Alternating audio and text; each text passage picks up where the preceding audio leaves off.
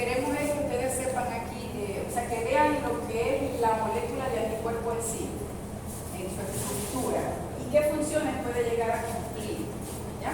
Para que cuando veamos respuesta adaptativa ya no más se refieran a la cinética de la respuesta, cómo se genera y cómo se produce. Pero ya en este momento ustedes tienen que tener aprendido qué estructura tienen los anticuerpos y para qué sirven. Allá van a ver, son las funciones ya aplicadas al microorganismo que se está enfrentando. Aquí vamos a ver de forma general. Entonces, los anticuerpos son, en la definición podemos decir que son moléculas proteicas producidas por el linfocito B en respuesta a un antígeno. Moléculas producidas por un linfocito B en respuesta a un antígeno. Solamente se producen cuando se está en contacto con un antígeno, entonces, acuérdense. En su estructura, ellas son glicoproteínas. Los anticuerpos son glicoproteínas. El mayor porcentaje de la estructura es un proteína, un polipéptido. Tiene un pequeño porcentaje de carbohidratos. Los porcentajes aquí varían dependiendo de la clase de anticuerpos, porque tenemos varias clases de anticuerpos. Entonces eso va a depender de la clase de anticuerpos. Pero en general puede ser considerado como proteína porque la mayor parte de la molécula es proteica. La función principal de un anticuerpo o de una inmunoglobulina, inmunoglobulina y anticuerpo uno los utiliza más o menos como sinónimo. Pero las inmunoglobulinas se llaman, cuando ellas son sometidas a electroforesis, ellas quedan en la región de las gamma-globulinas y las beta-globulinas, son globulinas, entonces globulinas inmunes, por eso se llaman inmunoglobulinas, pero uno los usa más o menos como sinónimo con el término de anticuerpo. La misión principal es reaccionar con el antígeno para facilitar su eliminación. La función de una inmunoglobulina, de un anticuerpo, es unirse al antígeno. A eso se refiere reaccionar. Unirse a una parte del antígeno para luego facilitar la eliminación de ese antígeno. Las inmunoglobulinas en un organismo pueden existir de dos formas diferentes. La inmunoglobulina que llamamos de membrana y la inmunoglobulina secretada o circulante. La inmunoglobulina de membrana es la que funciona como receptor antigénico del linfocito B. Esta es una inmunoglobulina que tiene el linfocito desde que sale de la ósea y que solo funciona como receptor antigénico. Receptor antígeno específico o específico de antígeno, como lo quieran decir. No se desprende, no se libera al espacio extracelular. No, allí funciona, su única función es de reconocimiento. La inmunoglobulina secretada o circulante es la que produce ese linfocito B cuando se transforma a célula plasmática. La célula plasmática la secreta así al espacio extracelular. Estas son las inmunoglobulinas solubles. Solubles porque se encuentran circulando libres, proteínas libres, en los líquidos corporales. En la célula plasmática, un mismo linfocito B pero diferenciado, y produciendo anticuerpos. Ya la célula plasmática ya no tiene inmunoglobulina de membrana, la ha perdido, porque su función ahora ya no va a ser reconocer antígenos, ya va a ser producir anticuerpos. Este es un linfocito B que ya se ha transformado en una fábrica de anticuerpos y va a producir anticuerpos durante el tiempo que ella dure. No vuelve al linfocito B, no. Se diferenció, produjo anticuerpos y duró lo que iba a durar. Las inmunoglobulinas, igual dentro de la célula plasmática, son producidas en el retículo endoplásmico, son por vesículas del Golgi secretadas al espacio extracelular y pueden llegar a todos los líquidos corporales. Dale la siguiente. En cuanto a la inmunoglobulina de membrana, ¿qué necesito que ustedes sepan? Ya les dije que es un receptor de antígeno, la inmunoglobulina, ¿verdad? Está fijada allí. Tiene dos partes. Les dije, su función es de reconocimiento del antígeno. Ella reconoce antígeno como lo hacen los anticuerpos, con los brazos de la Y, ya con los brazos de la Y. Sigue siendo un anticuerpo bivalente. pero basta que uno de los dos brazos. Puede unir los dos, puede unir uno solo, para que reconozca antígeno. Pero la cola intracitoplasmática es muy corta, entonces ella tiene estas cadenas accesorias para que estas cadenas son las que transducen la célula al citoplasma y de allí al núcleo para dar la señal al linfocito B de que tiene que comenzar a dividirse, ¿ya? A proliferarse, activa, porque ha encontrado un antígeno específico de su receptor. Ajá. Entonces, la parte, esto es lo que se llama BCR, el receptor de la célula B, el complejo receptor de la célula B, la inmunoglobulina de membrana con esas cadenas accesorias. Entonces, la parte que hace el reconocimiento es esta, por eso es que se llama la parte variable o cadenas variables, porque esta parte tiene que ser diferente entre los linfocitos, porque no todos van a reconocer el mismo antígeno. Tenemos, repito, por enésima vez que tenemos linfocitos con receptores diferentes para reconocer cualquier cosa. Solo que cuando ese linfocito reconoce esa cosa, él se va a dividir y a diferenciar. Y la parte constante, esta sí es igual en todos los linfocitos B de un individuo. La parte constante son estas cadenas invariables, alfa y beta, se designan con letras griegas, son comunes a todos los linfocitos y es la que transmiten la señal del de la célula. Hasta ahorita no necesito que sepan más nada de eso. Dale la siguiente. Ajá. La otra inmunoglobulina, la otra forma en la que la podemos encontrar es la forma secretada, la que es circulante o la llamada inmunoglobulinas solubles, las que se encuentran libres en los fluidos, ya no adheridas a membranas, sino circulando hasta encontrar el antígeno para el cual fueron producidas. Ajá. Entonces, esto es lo que comúnmente llamamos anticuerpos, lo que tenemos circulando para protegernos.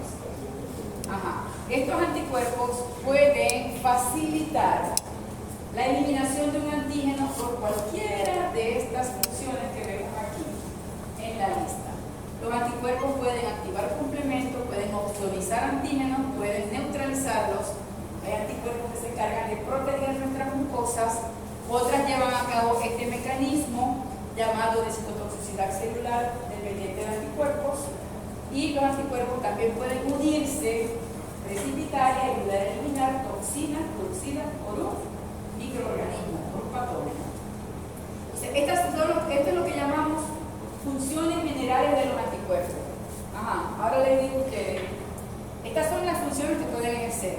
Hay anticuerpos que ejercen mejor unas funciones que otras. Eso va a depender de la clase de anticuerpos. Ya les dije que había varias clases. Entonces, lo que quiero decirles aquí es que no basta la unión del anticuerpo con el antígeno para que el antígeno sea eliminado. El anticuerpo de por sí no tiene efecto directo sobre el antígeno.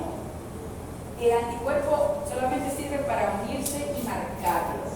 Y una vez que lo marca, va a inducir otra función, vamos a decir, que es la que va a terminar eliminando el antígeno. ¿Cuál función? Cualquiera de estas que están aquí. Pero no basta la unión del anticuerpo para que el antígeno sea eliminado. Ese antígeno tiene que ejercer una de estas funciones. Dale la siguiente. Vamos a empezar a ver la estructura de un anticuerpo. Ya les dije que se ejemplificaba en forma de Y. En los terminales de la Y, el extremo amino terminal, es donde están localizados los sitios de unión para el antígeno. Pero un anticuerpo, una molécula de anticuerpo, un monómero de anticuerpo, tiene 4 cadenas polipeptídicas. 4 cadenas. Fíjense que hay 2 amarillas y 2 verdes. 4 cadenas en total. Las verdes, que son las más largas, son llamadas cadenas pesadas o cadenas H por la inicial en inglés. Y las cadenas amarillas son llamadas cadenas ligeras o cadenas L o cadenas livianas, o L como les dije por las iniciales también en inglés. Pero son 4, 2 pesadas y 2 livianas. En todos los anticuerpos de todas las clases, de todos los individuos, de todas las especies. ¿Ya? Tienen 4 cadenas polipeptídicas unidas entre sí por puentes disulfuros. Hay puentes disulfuros uniendo las 2 cadenas pesadas y hay puentes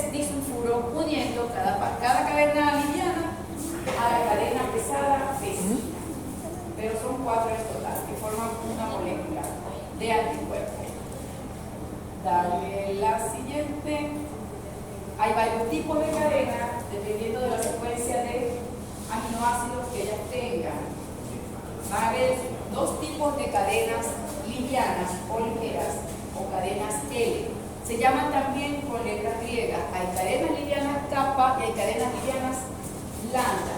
El porcentaje que ven aquí es el del humano. El 65% de los anticuerpos en un humano tiene cadenas livianas kappa. El 35% cadenas lambda. En las diferentes especies animales ese porcentaje varía. Pero eso no tiene importancia funcional. Yo no les voy a preguntar eso, ni les interesa a ustedes saberlo. Porque funcionan igualito. Sí interesa es el tipo de cadena pesada. Porque el tipo de cadena pesada que exista en la molécula va a determinar qué clase de anticuerpo es y qué funciones va a poder ejercer. Existen 5 tipos de cadena pesada.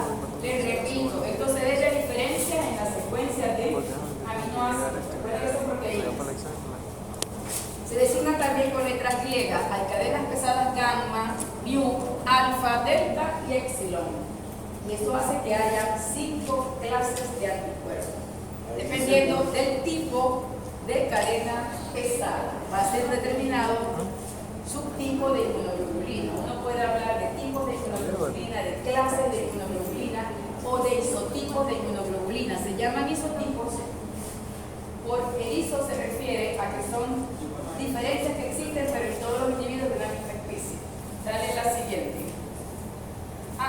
Entonces aquí tenemos ya las 5 clases. Los anticuerpos que tienen cadena pesada gamma son llamadas anticuerpos de clase IgG, los mu IgM, alfa IgA, delta IgD y los epsilon son llamados anticuerpos de clase IgE.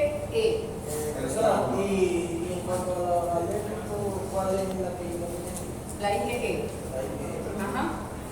Fíjense que la nomenclatura es así: I mayúscula, G minúscula de inmunoglobulina, y la clase va en letra mayúscula.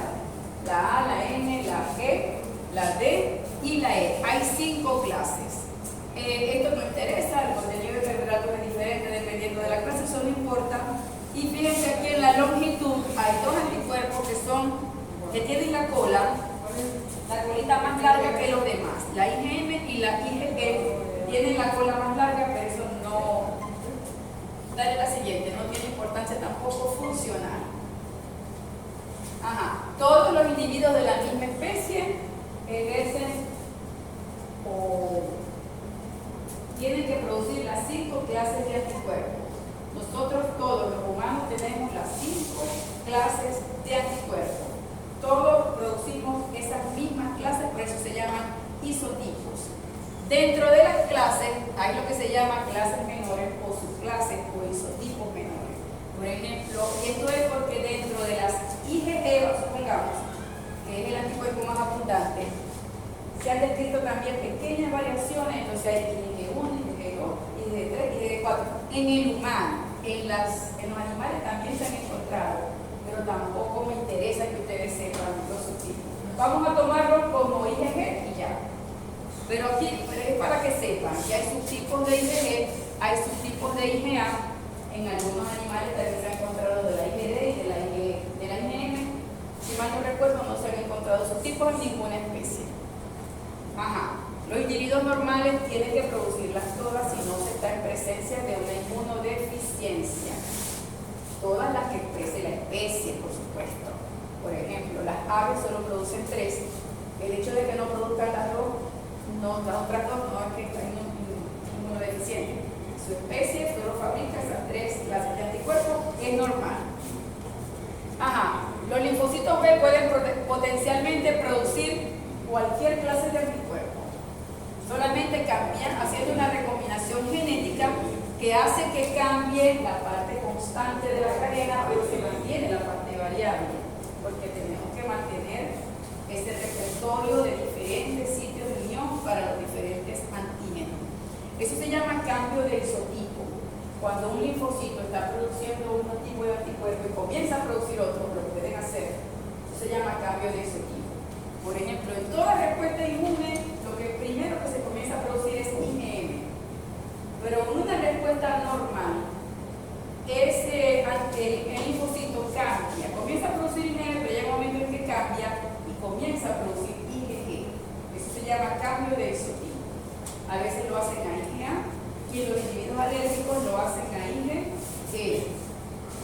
o si hay una infectación por parásitos. Dale la siguiente. Seguimos con los detalles de la estructura. Cada una de esas cadenas tiene lo que se llama regiones variables y regiones constantes. Fíjense que cada cadena está dividida como en segmentos. Aquí la cadena liviana tiene 2 segmentos, la cadena pesada aquí tiene 4 segmentos. Eso se llaman dominios de las inmunoglobulinas, regiones o dominios. Y esto se dividió así, porque dentro de cada cadena, lo van a ver en otra lámina, también hay puentes disulfuro intracatenarios que hacen que la cadena, si es una tira, se pliegue. Ahí se pliega y forma uno de sus dominios.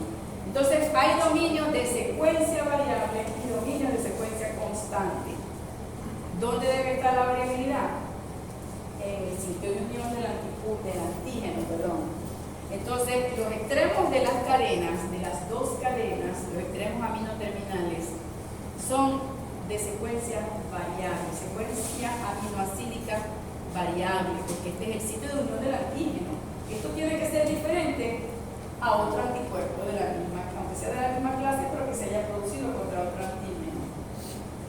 Y lo azul es de secuencia constante. Todas las IgG que uno produce, en la parte azul es secuencia constante. Estos son dominios variables y dominios constantes y se designan así. BL, el dominio variable de la cadena L, CL, el dominio constante de la cadena L, BH, el dominio variable de la cadena H, que es la cadena pesada. Y estos de aquí se llaman CH1, CH2 y CH3.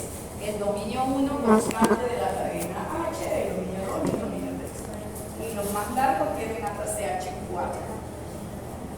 Dale. Entonces recuerden que el sitio de unión del anticuerpo está formado por los dominios variables de ambas cadenas, BH y BL. Los 2 puntos, no uno solo.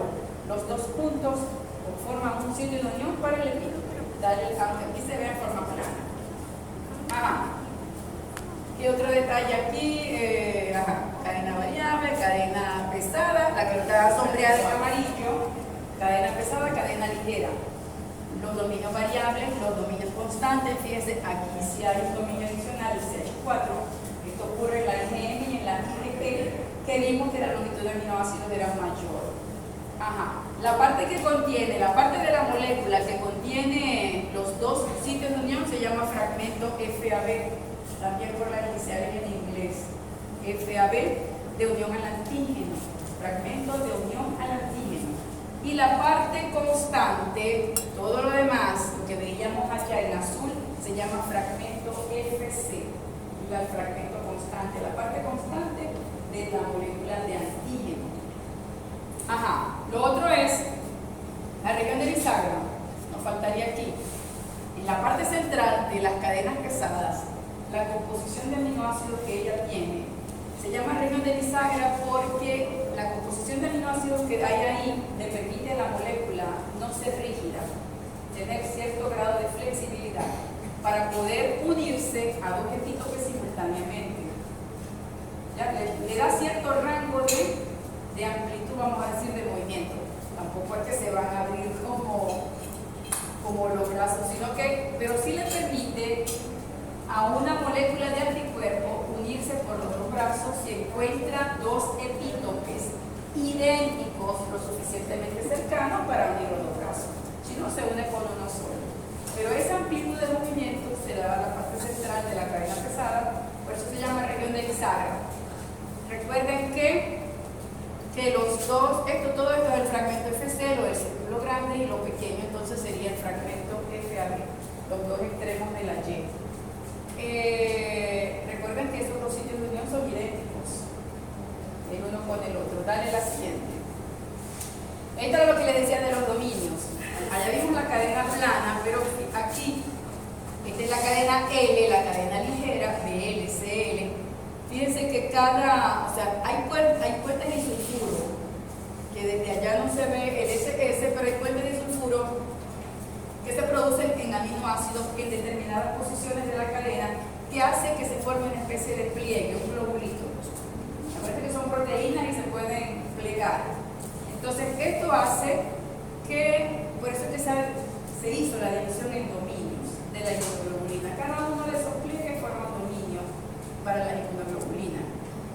variable o constante dependiendo de la posición. Dale la siguiente. Ajá. Y ahondando un poquito más en la estructura, aquí en la parte de, no es que le voy a preguntar esto, pero para que sepan que dentro del sitio de unión del anticuerpo, la variabilidad de aminoácidos que posee esa región, y necesitamos que sea variable, recuerden, para que pueda reconocer a un antígeno de los miles que hay, la variabilidad se concentra más en ciertas posiciones. Pero los aminoácidos de las posiciones tal. Por ejemplo, aquí en este anticuerpo se han determinado 3 regiones en donde la variabilidad es mayor entre un anticuerpo y otro, una IgG y otra IgG, que sean producidas contra 2 antígenos diferentes. No sé si me están entendiendo. Estos se llaman regiones hipervariables, porque la variabilidad se concentra allí, la variabilidad en la secuencia de aminoácidos. Por eso también se llaman regiones determinantes de la complementariedad, porque son las que determinan si un epítope va a caber o no ahí. La forma del epítope y del sitio de unión del antígeno tienen que ser complementarias. Y eso lo va a determinar, por supuesto, la composición del antígeno y la composición de ese sitio de unión. Entonces, fíjense ustedes aquí. Este es el epítope. Esta cadena azul es un epítope al cual este anticuerpo se está uniendo. Estos son los 2 fragmentos aminoterminales NH2 de las cadenas livianas, la variable de la cadena liviana. ¿Ya? Los 2 fragmentos variables, los 2 puntos, el de la cadena pesada y el de la cadena liviana, perdón, que forman un único sitio de unión. Y allí está encajando el epítope. Entonces, ¿qué hace? El epítope, para poder mantenerse allí, hace enlaces de tipo no covalente con aminoácidos que se encuentran en el sitio de unión. Y eso es lo que hace que el epítope se mantenga unido allí al anticuerpo. ¿Ya? Entonces, esta variabilidad que está representada aquí por los círculos rojos son aminoácidos, es lo que se llama en esto las regiones hipervariables, porque son las que hacen contacto con el epítope. Entonces, tiene que haber mucha variabilidad entre los anticuerpos para que podamos reconocer cualquier cosa que ingrese. Imagínense ustedes cualquier antígeno que puede ingresar. Y un mismo antígeno tiene varios epítopes. Dale la siguiente. Dale la siguiente porque es lo mismo. Ahora, ya vimos la estructura. Ahora vamos a ver qué funciones pueden hacer los anticuerpos en general. Ajá. Se dice que los anticuerpos tienen doble función. Porque por un lado, se unen al antígeno y lo marcan, tenemos FAB, los brazos de la Y, y por el otro lado el fragmento constante tiene propiedades efectoras.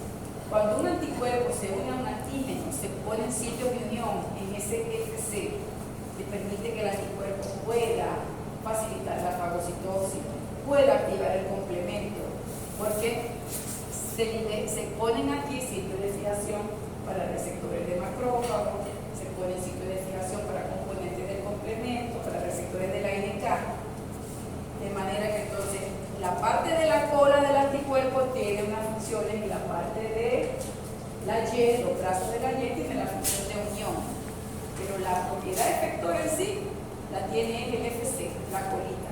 Por eso que les dije, dale la siguiente, que no basta la unión del anticuerpo, dale la siguiente, no basta la unión del anticuerpo para eliminar un antígeno. El anticuerpo es como un dardo que le lanzó el sistema inmunitario, chácala, y lo marcó. Luego tiene que ocurrir otra cosa para eliminar el antígeno. Por ejemplo, aquí está un anticuerpo unido a una célula blanco, una célula diana, eso puede ser una bacteria, puede ser una célula tumoral, una célula infectada por un virus, pero el anticuerpo lo tiene pegado. Ah, y aquí está una célula efectora. Puede ser una NK, pero ¿qué pasa con el anticuerpo? El anticuerpo facilita que la NK agarre esa célula y chaca, la mata, ¿ya? Puede ser un macrófago que también chaca, se une al anticuerpo y gracias a esa unión le engloba y excita lo que va a fagocitar. Dale la siguiente. El anticuerpo es simple marcaje, bueno, no digamos que es simple, un marcaje muy bueno. Entonces, comenzando con las funciones, ¿qué puede hacer un anticuerpo una vez que se haya unido al antígeno? son funciones que se activan una vez que el anticuerpo se haya unido al antígeno. La primera de ellas es que los anticuerpos pueden activar a un sistema que se llama complemento. El sistema complemento es un conjunto de proteínas que circulan en sangre, en todos nosotros. No se producen en el momento que necesitan, normalmente funcionan por eso como parte del sistema innato de defensa. El complemento es algo como la cascada de coagulación. Él se activa como un componente, pero ese componente va activando lo siguiente hasta que se produce el efecto final. Esto lo vamos a ver cuando veamos respuesta innata.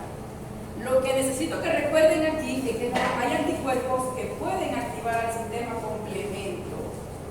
¿Qué pasa aquí? Esta es la superficie antigénica, los verdes son los antígenos, los epítopes. Tengo anticuerpos unidos a esos epítopes y el FC queda expuesto. En el caso de anticuerpos IgG e IgM, esos anticuerpos tienen en los FC sitios de unión para el primer componente del complemento, que es C1. Cuando esos anticuerpos se unen, hay un cambio de conformación en la molécula y se pone el sitio de fijación. Los C1 que anden circulando en donde esté ocurriendo esto, se le pegan al FC y eso activa la cascada del complemento. El C1 activa el segundo el tercero, hay muchos componentes, pero van a colaborar. Los efectos que tienen van a ser, lo vamos a ver en el segundo bloque. Tienen varias formas de ejercer. Puede facilitar la fagocitosis, el complemento puede destruir membranas, puede destruir la superficie donde tenga ocurriendo esto, la pueden destruir. Esto lo vamos a ver después. Lo que me interesa ahorita es que pueden activarla. Para luego eliminar esta cosa a la cual está unido el anticuerpo. ¿Quiénes hacen esto? Repito, la IgG y la IgM, porque son los que tienen el sitio de fijación para el primer componente que tiene esta conformación. Puede unirse a dos FC lo suficientemente cercanos, tiene 6 sitios de unión, el C1. Y de esa manera activar el complemento para que el complemento llegue entonces a eliminar el antígeno que esos anticuerpos unieron. Dale la siguiente. La segunda función es la ozonización. Es una de las funciones más importantes porque el complemento no es efectivo para todos los tipos de microorganismos. La ozonización se refiere a que los anticuerpos pueden unirse a la superficie microbiana en diferentes puntos. De esa manera lo marcan y facilitan que otras células vengan a destruirlo. Una de esas puede ser un macrófago. El macrófago tiene receptores principalmente para el FC de las IgG, FC gamma. Por eso es que los mejores oxoninas, una de las mejores oxoninas son los anticuerpos IgG, porque las células en su mayoría tienen receptores para el FC de la IgG. Entonces, ¿qué pasa? El anticuerpo, aquí está el microorganismo patógeno, los anticuerpos se le pegan en la superficie, puede llover sobre él, pero eso no mata al patógeno. Tiene que ocurrir otra cosa, acuérdense. Entonces puede venir un macrófago reconocer esos FC, de esa manera une al antígeno, lo endocita y lo destruye en el interior, por mecanismos que vamos a ver después. Pero entonces, en la oxonización, no me vayan a decir que en el examen los anticuerpos fagocitan, no. Los anticuerpos facilitan el proceso de fagocitosis, lo hacen más eficiente, pero no fagocitan. Quien está fagocitando es el macrófago. Es un intermediario el anticuerpo. Dale la siguiente. Neutralización de antígenos es otra función de los anticuerpos. Neutralizar quiere decir unirse al antígeno e impedir que él haga contacto con nuestros tejidos. Impedir el acceso del patógeno, del microorganismo. Y aquí como ejemplo ponen un virus. Acuérdense que los virus son, acuérdense, no, yo no sé si ustedes han visto pero los virus son intracelulares. Y lo obligatorio, para que un virus se replique tiene que entrar a una célula, a una de nuestras células. Entonces, ¿qué pasa, verdad? Lo hace uniéndose a componentes comunes de la de X célula y de esa manera logra entrar y liberar su material genético y comenzar a replicarse dentro de la célula. La célula entonces está infectada por un virus. Pero ¿qué pasa si yo tengo anticuerpos antivirales ya prefabricados contra ese virus? Por ejemplo, porque me vacunaron, por ejemplo. Esos anticuerpos al virus ingresar se le van a unir a él, porque fueron producidos contra sus antígenos. Los anticuerpos se pueden unir a la partícula viral y al estar recubiertas por anticuerpos no hay sitio de unión que él pueda hacer con la célula diana, con la célula a la cual él quiere ingresar. Entonces los anticuerpos en este caso están neutralizando la entrada del virus a la célula y de esa manera impiden la infección, la replicación y la diseminación de la infección. Esto se llama neutralización de antígenos. Dale la siguiente. Un ejemplo lo tenemos en la mucosa. Casi todas nuestras mucosas tienen anticuerpos que ya han sido producidos por el contacto con los antígenos, pero anticuerpos de clase IgA. ¿Qué hace la IgA en nuestras mucosas? Neutralizar la entrada de antígenos, impedir el ingreso del patógeno por esa mucosa. Y todas nuestras mucosas tienen la IgA.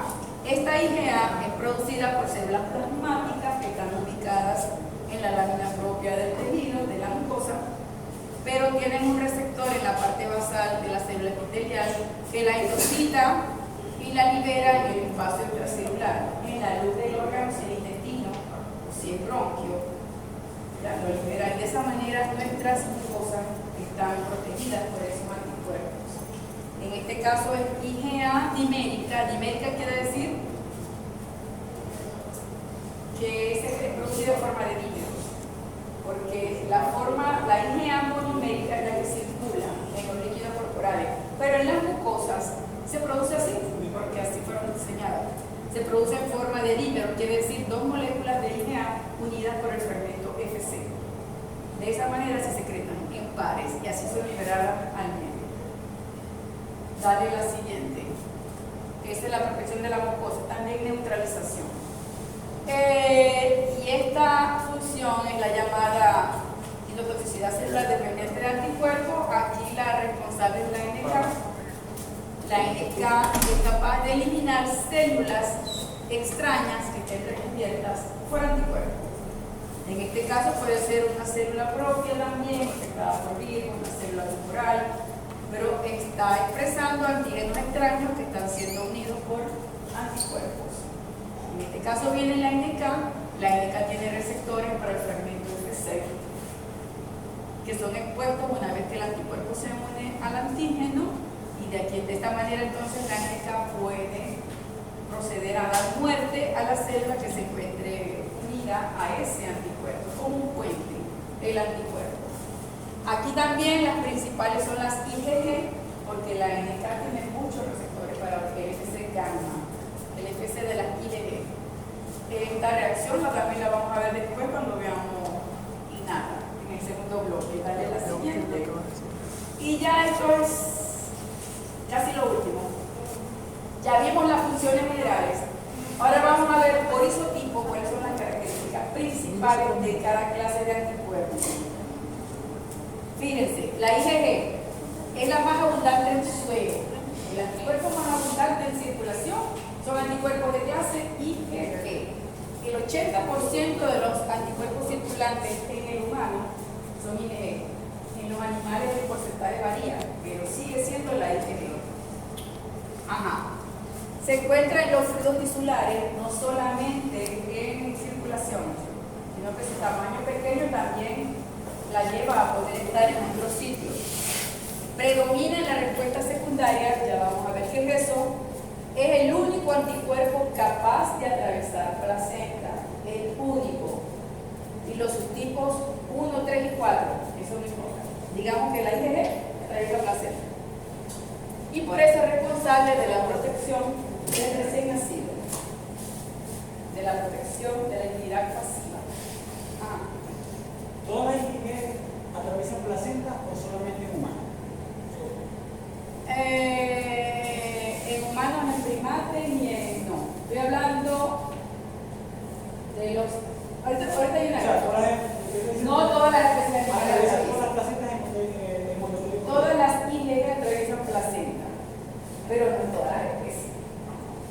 ya vamos a hacer referencia a eso. Y por eso es la responsable de la protección ha sido en esos individuos donde la IgG atraviesa placenta. Ajá, las funciones que ella puede ejercer, estas son las características. Las funciones que ella puede ejercer, puede funcionar como oxolina, activa complemento, puede neutralizar antígenos y toxinas e interviene en el fenómeno que acabamos de ver, de ADCC, de toxicidad celular independiente de anticuerpos. Las características bioquímicas, esto por supuesto no se lo van a aprender. Lo único que les quiero decir aquí es que es el anticuerpo que tiene mayor vida media de todas las clases. 23 días. Dale la siguiente. Entonces, esto era lo que me preguntaban. Que el hecho de que ella atraviese o no placenta está dado por el tipo de placenta que tiene la especie. En los humanos y en los primates, el tipo de placenta que ellos tienen hace que haya un contacto directo de la sangre materna con el tejido placentario y eso permite que pase la IgG perfectamente. Y por eso esos animales, nosotros los animales nacemos con la concentración de IgG idéntica a nuestra madre, porque pasan casi que libremente, atraviesan la placenta. En animales pequeños, en perros y en gatos, pasa pero poca, no en cantidad igual que la del humano, pasa menos, pero en el resto de especies no pasa, no puede pasar, ni en rumiantes, ni en equinos, ni en porcinos, no atraviesan placenta, ninguna clase de anticuerpos. De aquí la importancia de que estas especies adquieran esos anticuerpos mediante la ingestión del calostro. Ajá, dale la siguiente. La IgM constituye aproximadamente el 15% de las inmunoglobulinas del suero. Se pelea en segundo lugar con la IgA. Acuérdense que la primera es la IgG. Ajá. Está confinada al torrente circulatorio por esto que está aquí. Se secreta como pentámero. La IgM se secreta cuando se produce como un pentámero. ¿Qué quiere decir eso? 5 monómeros. 5 unidades de IgM unidas por los fragmentos FC. Porque es muy grande y por eso no pasa el líquido tisular. Se encuentra solo siempre entonces en circulación. Por eso que dice aquí que está confinada al torrente circulatorio.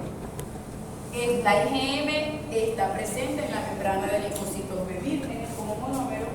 El receptor de la célula B, que les dije que era un anticuerpo, es de clase IgM o de clase IgD. Son las dos clases que pueden estar en un linfocito como receptor.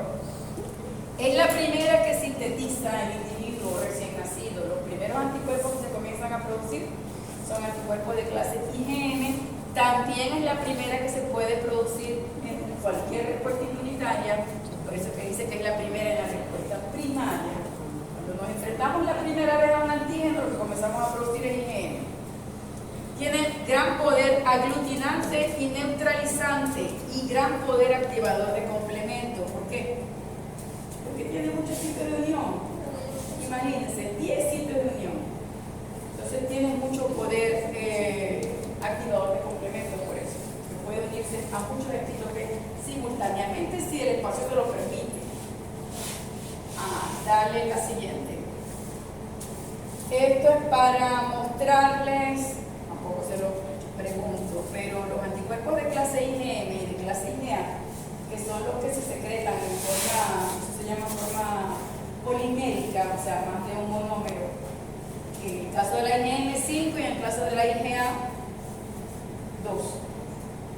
Lo hacen por una cadena que se llama cadena J, que las une por los extremos FC. Entonces, los ácidos presentes y los extremos FC de esas dos únicas clases de anticuerpos. Las únicas clases de anticuerpos que se secretan en esta forma polimérica son la IgM y la IgA. Dale la siguiente. En cuanto a la IgA, representa entre el 10 al 15% de los anticuerpos totales. Por eso les digo que se pelea en segundo lugar con la IgM dependiendo de la especie. Existen dos subclases, la IgA1 en forma de monómero que circula libre en suero y la IgA2 en forma de dímero que está presente en las mucosas. en las secreciones de todas nuestras mucosas y está presente en todas esas secreciones mucosas. Por eso es que decimos aquí que se encuentra en saliva, en lágrimas, en fluido nasal, en los tractos bronquial, digestivo, genitourinario, en leche materna y en calostro. La IgA, dale la siguiente. Y eso ocurre porque es el único anticuerpo que tiene transporte a través de la mucosa. Ya lo vimos allá cuando vimos las funciones. Se está produciendo la IgA dimérica. Aquí en la submucosa se une a un receptor presente en la parte basal de la célula epitelial. Ese receptor lo endocita, lo lleva a una vacuola y la libera en el espacio de la luz del órgano. Por eso que nuestras mucosas tienen el principal anticuerpo de nuestras mucosas es IgA. La IgE es la menos abundante en circulación. Es un anticuerpo que se ha especializado y se produce solo en condiciones normales en la respuesta contra parásitos grandes. Es una función de neutralización en ellos. Se producen y se une al parásito, lo recubre. Contra parásitos grandes, lo que llamamos gusanos, los helmintos, se produce principalmente en esas ocasiones. Pero es un anticuerpo que tiene en su FC sitio de fijación para basófilos y mastocitos. Eso hace que ella sea mediadora de un tipo de reacción, vamos a decir, que no es normal, que es la de hipersensibilidad inmediata, las alergias. La hipersensibilidad tipo 1 son las reacciones alérgicas.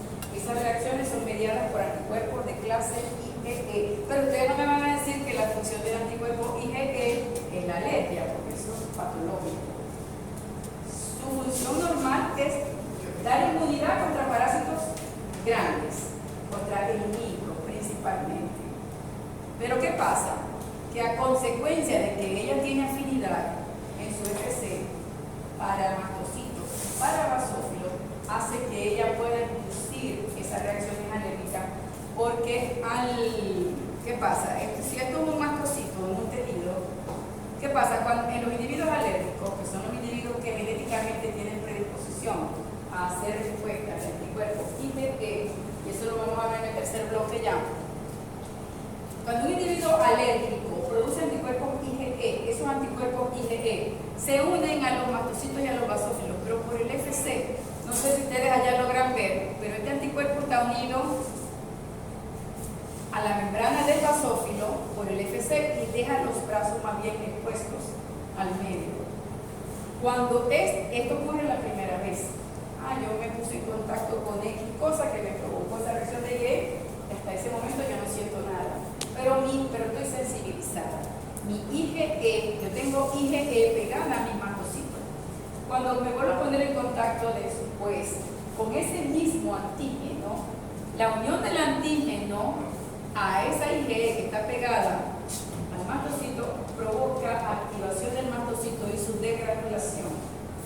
Quiere decir que el contenido de los gránulos se libera al espacio extracelular y estos gránulos tienen mediadores de la inflamación, mediadores tipo histamina, entonces inician la respuesta inflamatoria en el tejido donde esté ubicado ese mastocito y provocan entonces la reacción alérgica, ¿ya?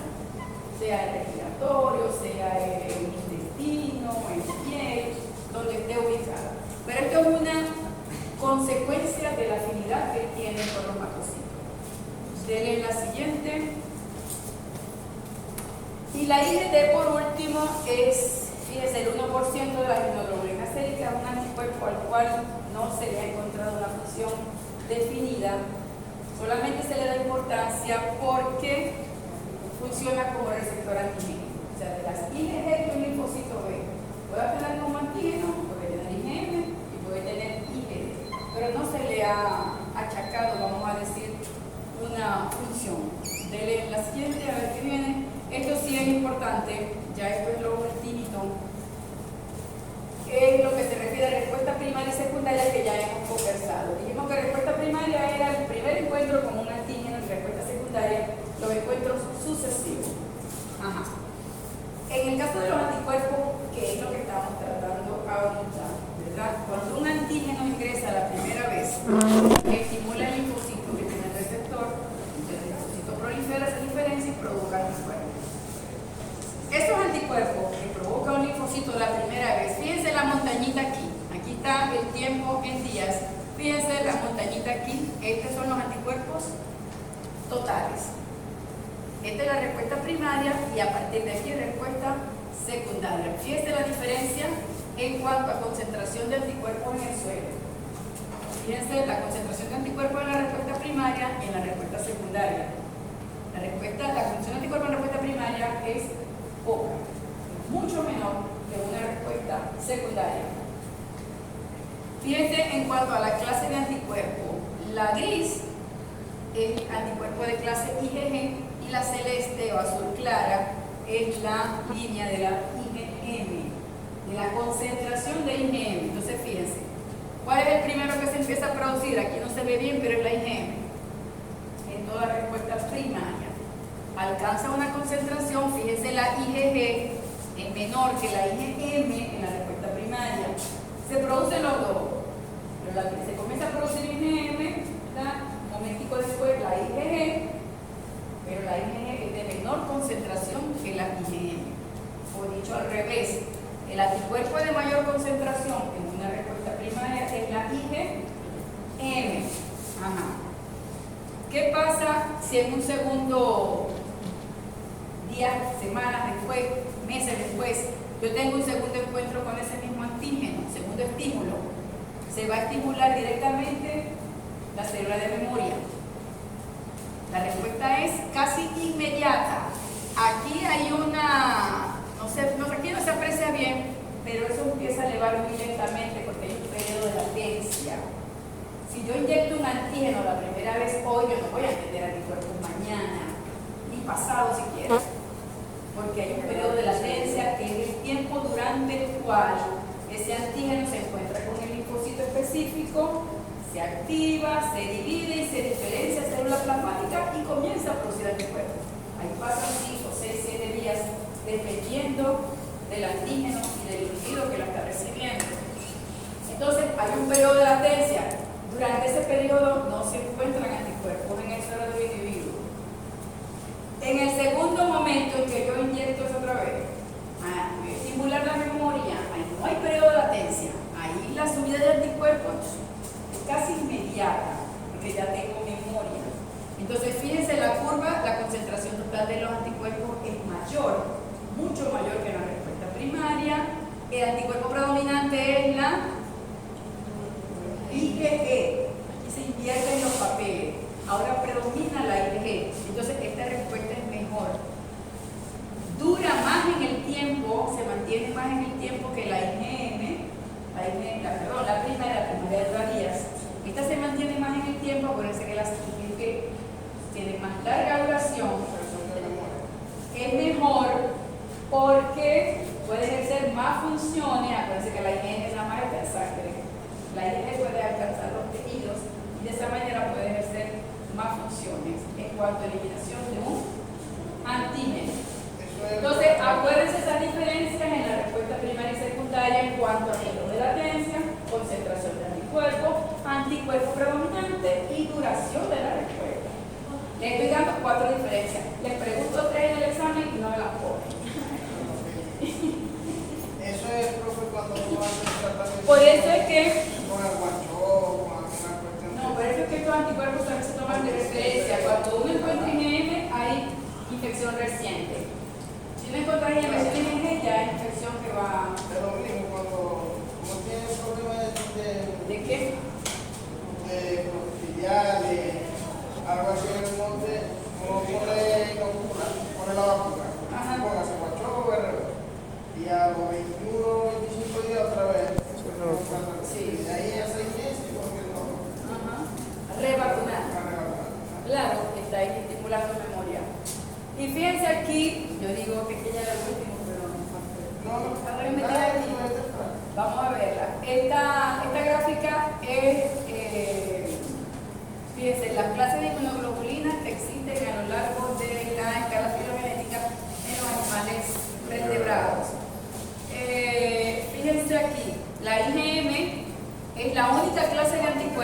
es la barra gris que está presente en todas las especies. La IgM. Todos producen anticuerpos de clase IgM. Claro, ahí, pero son invertebrados. Hay invertebrados que no hacen respuesta adaptativa. Sobreviven con solo respuesta innata. Pero en todas las especies de vertebrados producen IgM, todas. Los mamíferos, que son los más evolucionados aquí, fíjense que producen las 5. La M, la A, la G, la E y la D. ¿Sí entienden el gráfico? Están las 5. Las aves tienen IgM, tienen IgA, que es la verde. Esta azul representa la IgG, pero es un análogo de la IgG. La IgG y la IgG. Si ustedes me dicen que las aves tienen IgM, IgG e IgA, yo se las pongo bien. Pero se llaman ellos IgG. Dale la siguiente. Esta es la concentración de anticuerpos para que vean que este cuadro es del libro de Tizan. La concentración de anticuerpos de IgG es la mayor en todas. Dale la siguiente en todas que están ahí. Eso es un repaso para cuando estudien y la siguiente creo que también. ¿Sí? Eso también. Terminamos entonces. ¿Qué hora es?